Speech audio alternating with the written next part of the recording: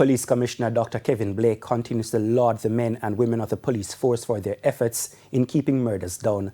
The latest figures shared for February showed a near 25% cut compared to the same stage in 2025.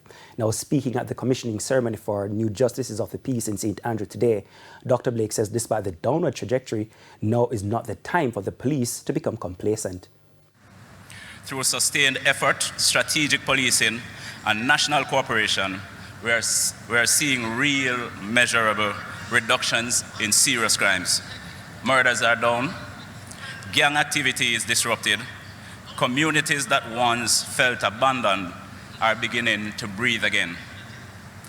But even with these remarkable results, we have to resist the urge of taking a victory lap. Because progress, ladies and gentlemen, is fragile, and the moment we become complacent is the moment we lose ground. Crime reduction is a national effort, and that is why your role as Justice of the Peace is so critical at this time.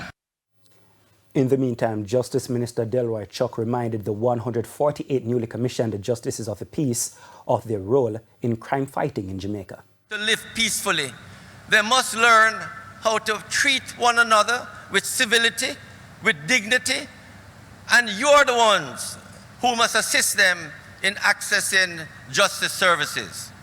And let the P in JP mean something. I'm not asking you to do police work, and please don't do police work. But what is important is to note that information is the lifeblood of police strategy and police work.